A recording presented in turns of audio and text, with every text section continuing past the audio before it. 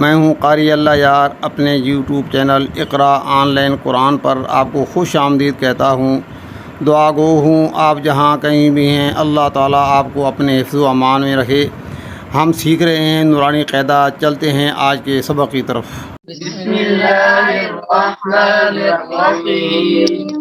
تختی نمبر 6، تختی نمبر 6، حرکات و تنوین۔ حرکات و تنوین۔ ہم نے پچھلے سبق کے اندر تنوین پڑھی تھی کہ 2 زبر 2 زیر 2 پیش کو تنوین کہتے ہیں۔ ہم نے اسے قاعدے بھی پڑھ لیے تھے کہ جب ان کو پڑھنا ہے تو وہاں ہم نے اخفا کرنا ہے، لیکن شرط یہ ہے کہ اس کے بعد کوئی حروف حلقی نہ آ رہا ہو، یا ان کے بعد 15 حروف میں سے کوئی لفظ آ رہا ہو تو وہاں ہم نے اخفا کرنا ہے کہ ہم نے آواز کو ناک میں لے جانا ہے، چھپانا ہے۔ اور وہ 15 لفظ ہم نے پڑھے تھے: تا، سا، جیم، دال، زال، زا، سین، شین، صاد، ضاد، طا، ظا، فا، قاف، کاف۔ یہ 15 حروف تھے کہ اگر تنوین کے بعد یہ ان میں سے کوئی ایک لفظ آ جائے تو وہاں اخفا ہوگا۔ اور اس سے پہلے ہم نے پڑھا تھا حرکات، زبر زیر پیش کو حرکت کہتے ہیں۔ تو آج اس تختی کے اندر زبر زیر تو حرکت کو اور تنوین دونوں کو ملا کر پڑھنا ہے۔ تو ہم نے حرکت کے اندر پڑھا تھا، حرکات کے اندر، کہ جہاں بھی حرکت آئے گی، زبر یا پیش آئے گا، ہم نے اس کو جلدی پڑھنا ہے، اس کو کھینچ کر لمبا نہیں پڑھنا اور اس کو جھٹکا بھی نہیں لگانا۔ تو ہم نے اور یہ بھی ہم نے پڑھا تھا کہ جب الف پر کوئی حرکت آ جاتی ہے، اب وہ الف نہیں رہتا، وہ حمزہ پڑھا جاتا ہے۔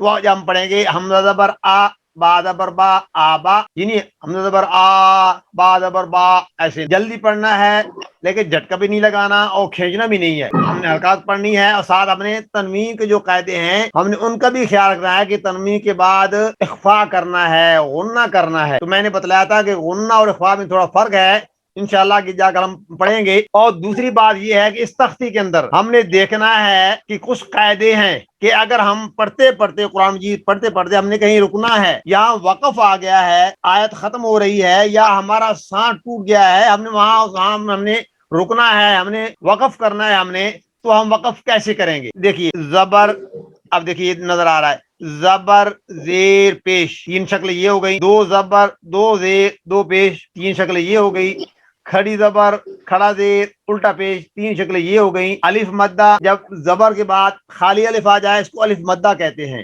پیش کے بعد جزم والی واو آ جائے اس کو واو مدہ کہتے ہیں، اور زیر کے بعد جزم والی یا آ جائے اس کو یا مدہ کہتے ہیں۔ تو الف مدہ، واو مدہ، یا مدہ، یہ ٹوٹل 12 صورتیں ہو گئی۔ پڑھنے کے اندر یہ 12 طریقے رائج ہوتے ہیں، یا اس وقت لفظ پر زبر آ رہا ہوگا، یا زیر آ رہی ہوگی، یا پیش، یا 2 زبر، یا 2 زیر، یا 2 پیش، یا اس پر کھڑی زبر آ رہی ہوگی، یا لفظ پر، یا کھڑا پیش الٹا پیش، یا کھڑی زیر، یا الف مدہ ان پر ہوگا، یا مدہ ان پر ہوگی، یا واو مدہ۔ یہی صورتیں ہیں ٹوٹل۔ اب ان کا ہم کو کیسے پڑھنا ہے؟ جو پنک کلر آ رہا ہے، سرخ کلر، زبر ہو یا زیر ہو یا پیش ہو، یا 2 زبر ہو یا 2 پیش ہو، یا الٹا پیش ہو یا کھڑی زیر ہو، 3 اور 4 7، یہ 7 صورتیں ہیں۔ اگر آخر میں لفظ کے اینڈ پر زبر آ رہی ہو، یا اس لفظ کے آخر میں زیر آ رہی ہو، یا پیش آ رہی ہو، یا 2 پیش آ رہی ہوں، یا 2 زیر آ رہی ہوں، یا الٹا پیش آ رہا ہو، یا کھڑی زیر آ رہی ہو، وہاں ہم اس کو ساکن کر دیں گے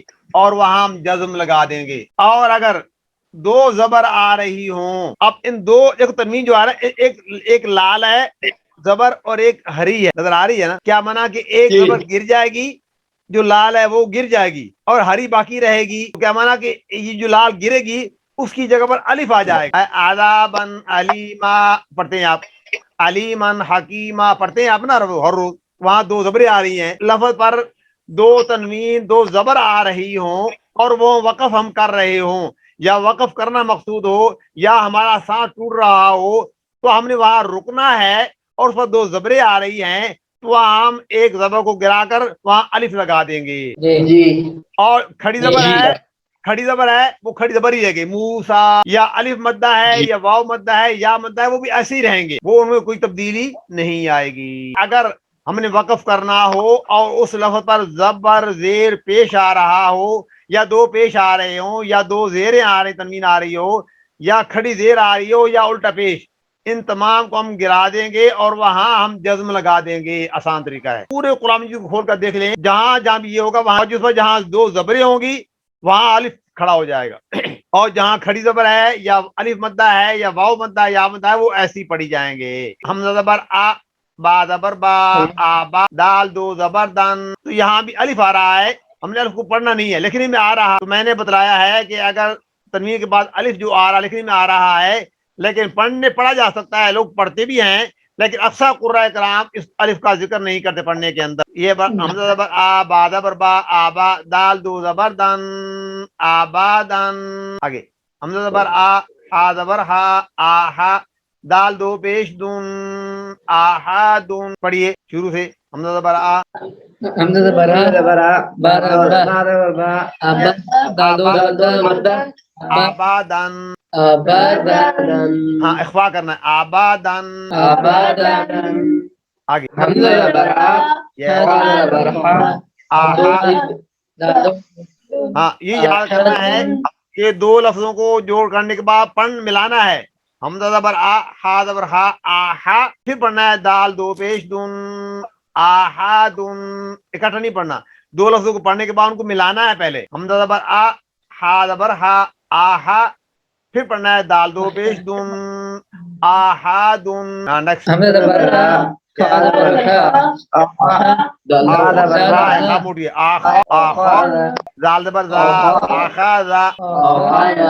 یس پڑھتے جائیں. حمزہ زبر آ نہیں پڑھنا، حمزہ زبر آ لمبا نہیں کرنا. حمزہ زبر آ، زال زیر زی، آزی، نون زبر نا، آزینا. حمزہ زبر آ، زال زی، آزی. آزینا. یس حمزہ زبر آ، میم زبر ما، را زبر را، امارا. میں نے کہا دو لفظ کو پڑھنا ہے پہلے.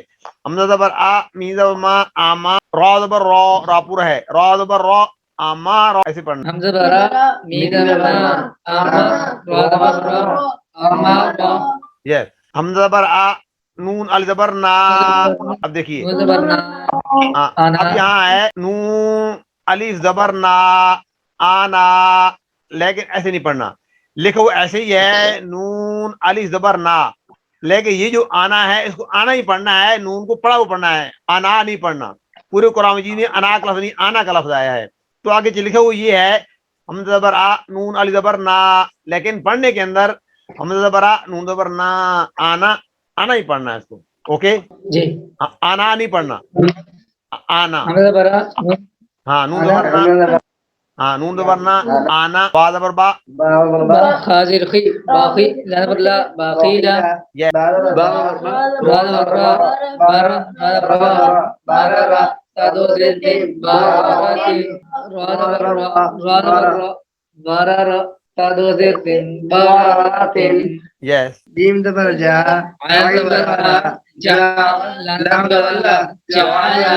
یس جیم زبر جا، میم زبر ما، جمع، عین زبر جمع.